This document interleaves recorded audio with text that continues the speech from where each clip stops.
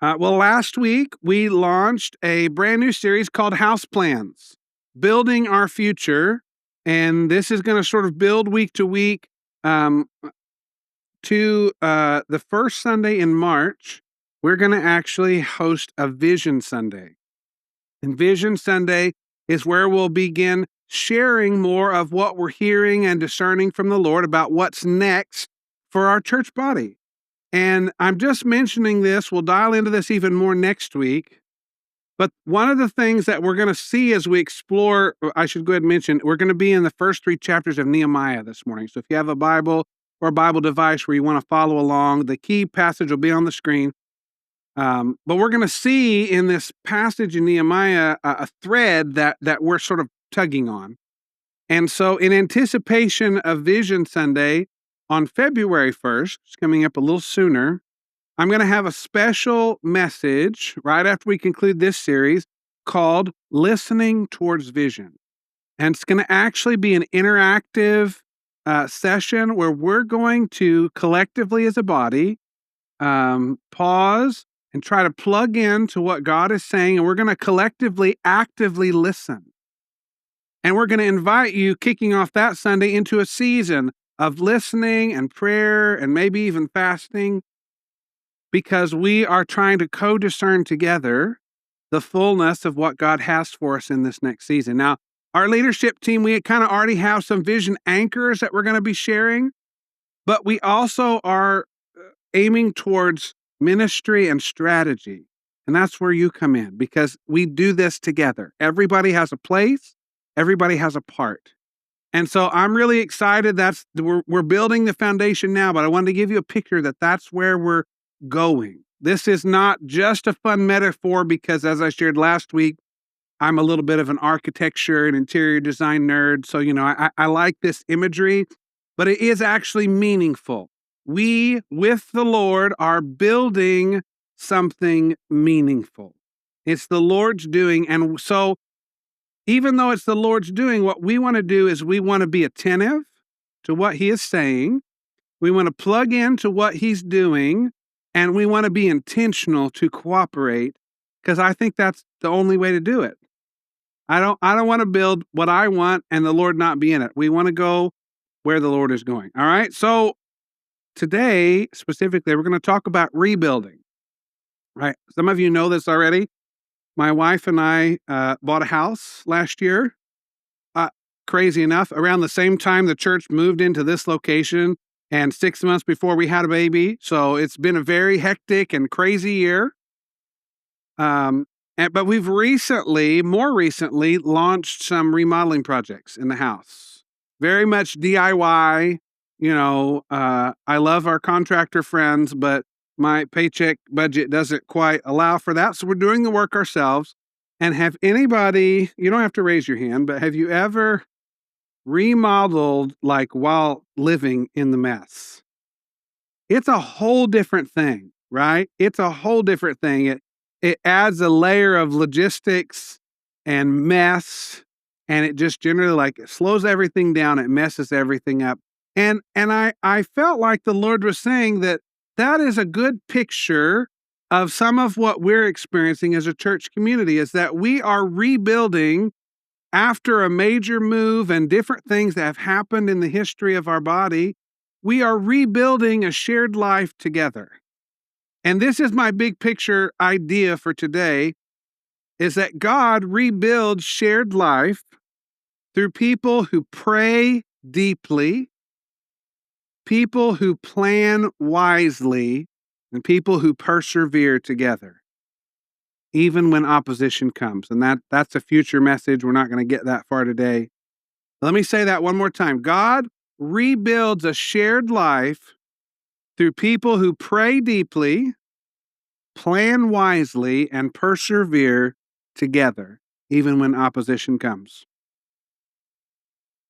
I think that's what we're signing up for. We are building with God, and we want to do those things. We want to be intentional. So let me give you a little bit of historical context before we jump in, because the reality is we're sort of 30,000 foot view of like the first 3 chapters of Nehemiah, but we're not going to read a lot of it for sake of time. But I want to just give you a little historical context. Nehemiah chapter 1, it takes place, it's been like a really hard chapter, and I'm going to try to contextualize this in a way that if you don't have a lot of Bible background, you don't know the stories, that's okay. But it's been a really hard time in the people of Israel, like in their history. They had been conquered. They'd been taken from their homeland, so they're living in a foreign place as refugees for decades. Some of the Israelites had made it back to Jerusalem. The city was still in ruins, like this mess, right? Needing to be rebuilt. Especially the walls, which in their context meant that the city had no protection, no security, and no clear future. You know, I have to go back to the remodeling analogy. One of the things that happened in our home is that we're going to replace some outdated paneling. Lovely mid-century home, not so lovely paneling that we weren't in love with. We take the paneling down to discover it's not over the plaster, it is the wall. Not only that, the wall is empty of insulation, right? And so now there's sheathing. It's not like totally open to the outside, but the cavities are empty, right? That feels like insufficient protection, might not be the right word, but insufficient, right? So we needed to rebuild. We needed to add some things. The job was a little more than we anticipated. I'm happy to report that wall now has some beautiful shiplap on it and is making nice progress. So Nehemiah, who the character that we're looking at, he was living far away from this mess. He was working sort of an ordinary government job, and he heard about the brokenness or the state of his people's city. And so this story, I'm referencing Nehemiah 1 here, is about how God uses Nehemiah's burden. He gets a burden, or he sort of gets hooked by the condition of the city and the people. And God uses that not just to build a wall, but to rebuild a community with a renewed sense of hope. I think God is inviting us today and in this season to rebuild us as a group of people, as a community of believers with a renewed sense of hope. And with that comes renewed purpose. Now, we don't have to discover our purpose. I like to say our mission is Jesus' mission. We want to love God. We want to love people. We want to make disciples. Like, we're not trying to reinvent the wheel, but we do want to have a renewed sense of purpose, hope, and a future together with God, and particularly what that looks like for us. So, leaving Nehemiah 1, we're going to look at just a couple of verses in Nehemiah 2, because this is where I want to focus today. Nehemiah chapter 2, we've been through all of that. Nehemiah has like shown up, he's inspected the condition, and then we find down here in verse 17, he says, now I say to them, you know very well the trouble we're in. In other words, it's like, it's obvious, like things are broke, they're messed up. You know very well the trouble we are in. Jerusalem lies in ruins and its gates have been destroyed by fire. Let us rebuild the wall of Jerusalem and end this disgrace. Then I told them about how the gracious hand of God had been on me and about my conversation with the king. They replied at once, yes, let's rebuild the wall, and so they began the good work. Now, I don't know that they, at what point, they sort of signed up. I don't imagine if they're like most of us, and I can totally be this way. When I look at a project after the demo, all of the mess, things are open, and I mean, I am a planner, but I can easily get overwhelmed when I'm looking at the big picture, right? I can feel like, oh, where do I even start, right? So I just imagine, that's a short 2 verses, but I imagine there was some time in there for them to get a hold of what Nehemiah was saying. I don't imagine they were initially excited. It probably looked like this is too big of a mess. This is too big of a job, not too big of a God. He is pretty big. And as Nehemiah begins to share his burden and how the hand of the Lord has been on him, leading in that, and his conversation with the king, I think the tide begins to turn. All right.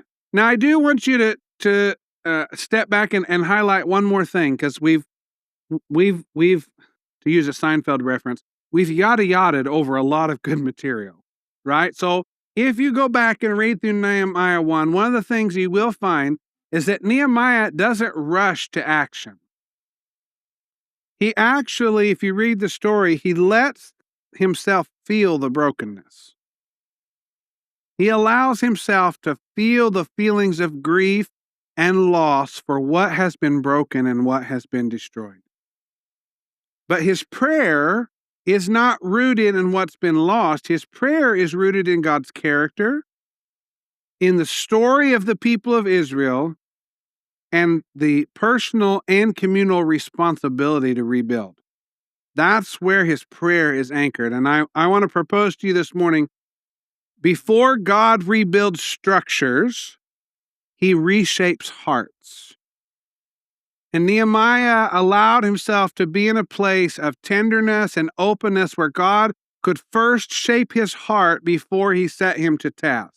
And you see, for us, when we're thinking about plans in the future, vision starts with attentiveness to God, not just more activity. It would be really easy. I said something along these lines last week. It would be really easy for us to just fill the calendar with more activity so we feel good about, I'm picking on somebody, but they're resting in peace and wouldn't mind if they were here because we were friends. I used to be part of a church, and we did a thing in the old days called the church newsletter. I mean, printed and passed out the door kind of thing. And one of the things that my friend would say is, well, we want to make sure and include that we would put reports in the newsletter. These are all the things we did, because she would say, we are an active church. And I thought, okay, that's not bad in and of itself, but are we active just for activity's sake? Just so that we don't ever slow down and think? Or are we actually being purposeful? Are we actually being intentional? And the reality is there are some really good activities that we actually need to say no to so we can say yes to what God has for us.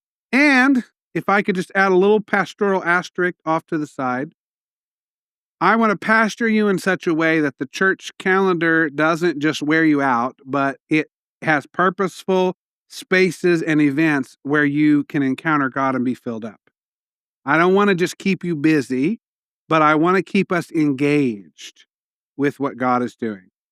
So let's hold that in our hearts. Vision starts with attentiveness to God.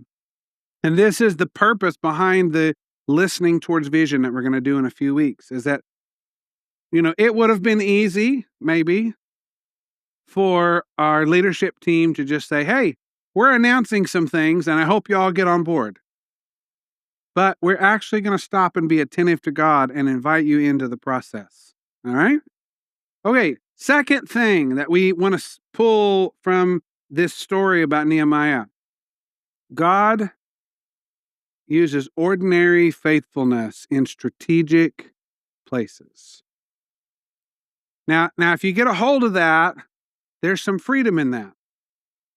Because you might be here this morning and you might be thinking, God builds with the most faith-filled, anointed, we used to call them shiny people.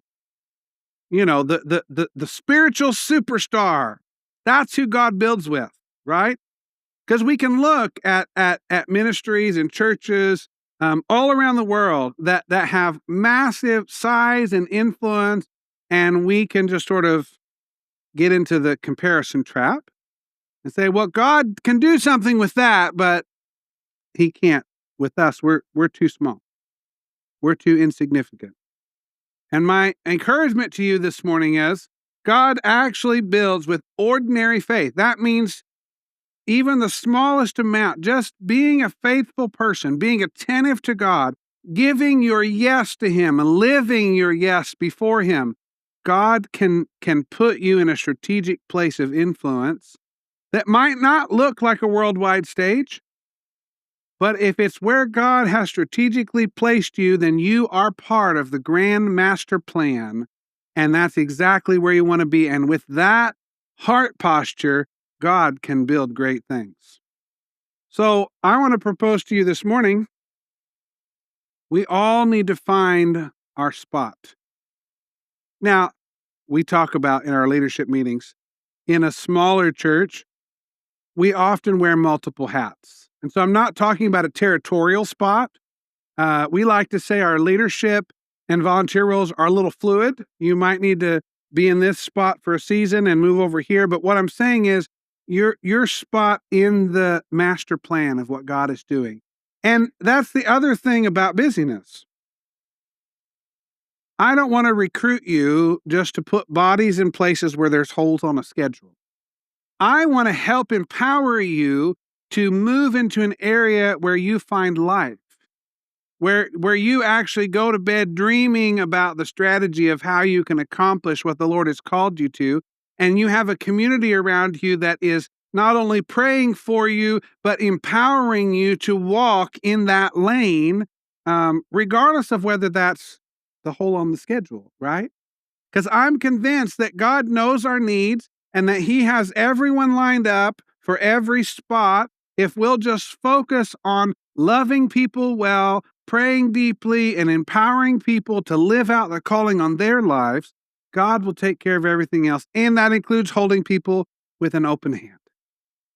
It means some people, some of the best people, will come into the community, will be loved and empowered and set on mission that will then take them somewhere else. And we need to be prepared for that. That's actually part of the plan. The house plan is not that everybody would come in and stay in, but that the biggest increase that we would see as a community is actually our sending power more than our seating capacity, right? We want to have an effect locally, but we want to have an effect regionally and globally by those that God sends here to be trained up and loved and then sent out. God uses ordinary faithfulness. Now, I encourage you to look this up. I don't have time to unpack it all this morning. Nehemiah, in our story, was a cupbearer to the king. That's a whole nother message in and of itself. But one of the things that it includes is it's not a flashy position, right? It requires obedience and faithfulness, but it's not like the limelight, if you will. And God uses His time in that role to actually position him for influence.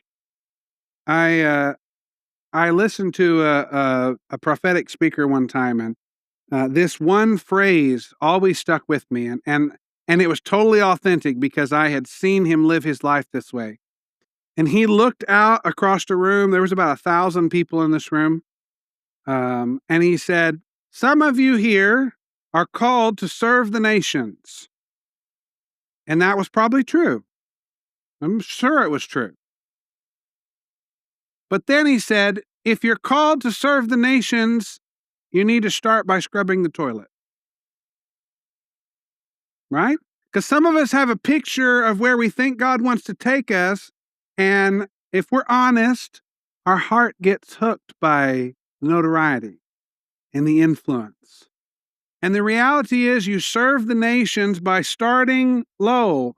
And I would say you probably need to stay there.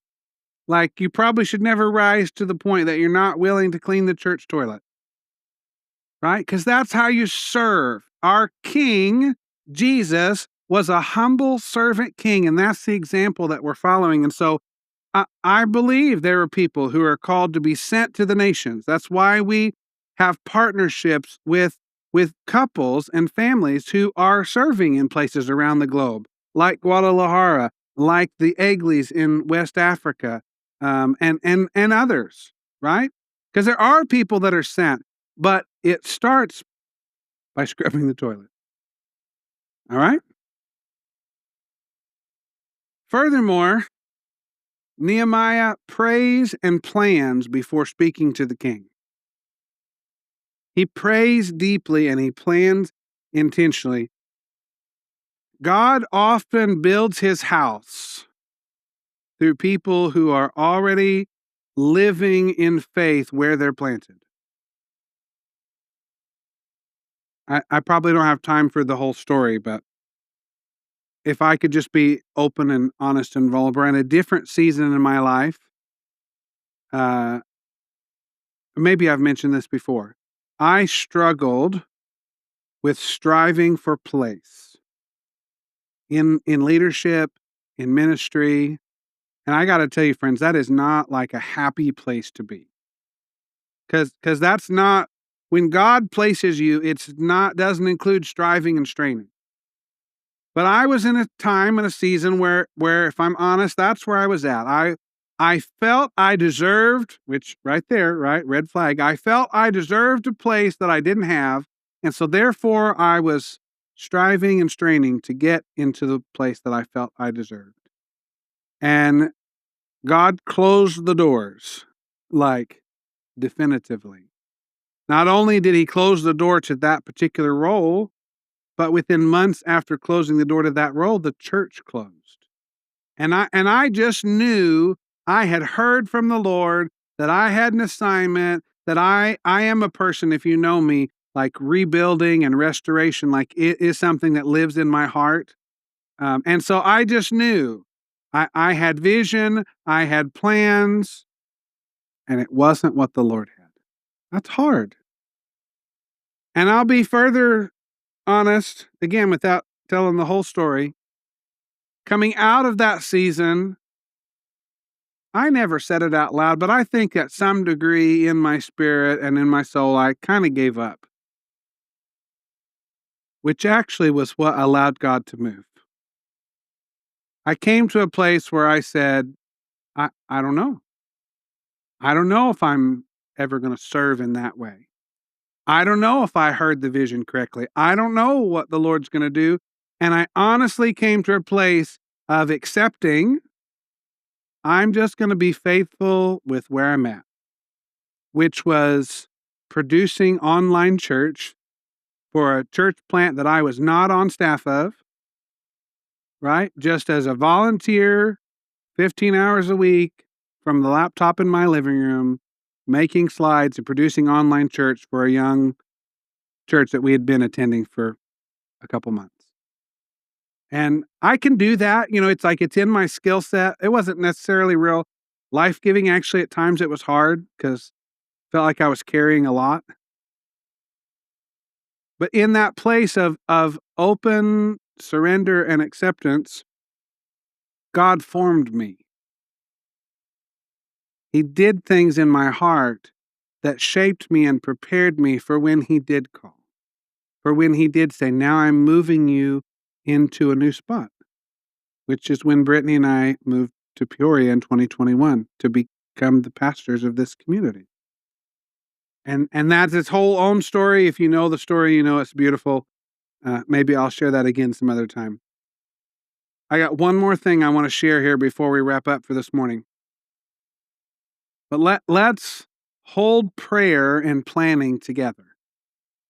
Can we avoid the temptation of making those mutually exclusive? It is not unspiritual to make plans. It's actually wise stewardship. So can we hold those things together? Yes, we're leaning on the Lord. Yes, he can come and change the plans, or he can do something in a spontaneous way, but he can also meet us in planning and preparation. I've seen it in beautiful ways. All right, last thing for this morning. The work of God is shared work. I want you to hear that this morning, church. It is shared work. For Nehemiah, the wall got rebuilt section by section, family by family. And I want you to begin to get a picture for us as a community. This is what strategy begins to look like. Is that Yes, the leadership is going to cast the vision. I'm going to try to do a good job as we go over the next little while to cast the vision, to cast it wide. It is a big vision. There's room for everybody, but I need everyone to be listening for where is your section of building the strategy? Where is your influence? Where is your place? Because it's going to take everyone, every couple, every family, every set of friends to build strategically, piece by piece, in order for God's vision to come to pass. And that is true that everyone has a place. Everyone has a place. And I would propose for most of you, yes, God could call you and send you somewhere, but for most of you, the place is going to be building close to where He already has you planted. Now, well, why is that, Matthew? Well, because He actually already knew when He planted you where you are, He already had a plan. And maybe you weren't aware of it yet. Maybe you weren't attentive to it, but God has already placed you in seats and places where you could potentially have influence. And He wants to help you grow and blossom and fulfill your purpose right where He's already planted you. And that might be in preparation to go somewhere else, or it might be that that's your long-term call. But God wants us to all share in the work. Now, one quick clarification. All of this language about unity and shared purpose, right? We're not talking about conformity. We're not talking about everybody has to look like Matthew. Everybody has to have Linda's gifts or Tammy's skills. No, we're not talking about conformity. The diversity of personalities and skills and giftings and placements is actually the beauty of the kingdom. The unity comes around shared purpose. That no matter how you're wired or where you're placed or what your specific task is, we all have the shared purpose of letting the Jesus who lives in us out and put on display so that others can encounter the love and goodness of God that you have already seen and tasted of, so that others can walk in freedom from the places where you yourself used to be bound. Did you know that the places where you've struggled in the past are actually the places where you have the greatest potential influence for ministry?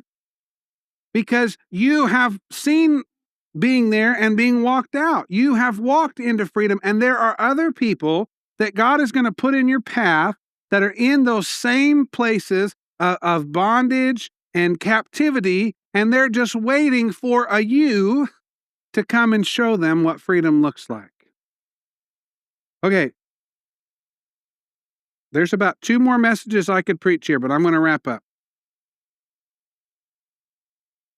A healthy church is not built by, I'm using this a little tongue-in-cheek, the professionals, the people on staff, which in our case is just me. And I've prayed a prayer for most of the last 20 years, and my wife included. I don't want to be a lone wolf. I want to be part of a team. I want to be part of a family. And I prayed for years, God, give me a team to lead or put me on a team where I can follow, but I need to be in community. Right? Okay.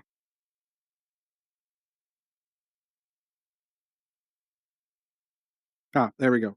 So not built by the professionals, but by many people owning their part. This is the invitation that we're going to press into. We're inviting you to move from attendance into some level of ownership.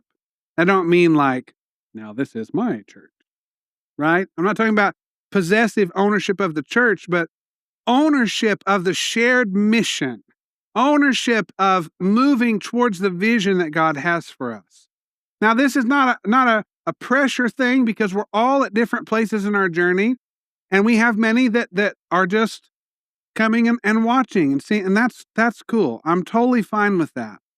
But the invitation is always before you to come in more, to move into a place of, I actually want to lock arms with the people next to me and help drive the plow, for to use a farming metaphor. All right? That's the invitation. And so we're going to begin asking these questions as we move towards time of listening in a couple of weeks.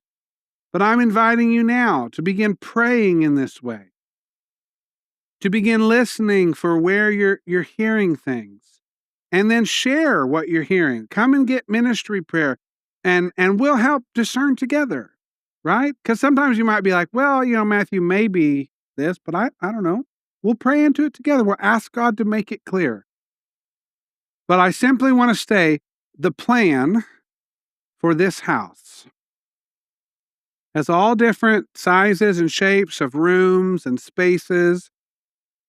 There is a place for everyone, but it takes everyone to build it. And we want to build not just a moment, but we want to be part of the movement of God that started when Jesus came and continues until he comes again and gathers us all and takes us to heaven. There is a task to build the kingdom of God. And we don't bring it, it's his, he brought it, but we cooperate with it. We take it and extend it. We cooperate with God to build what he's building. Okay,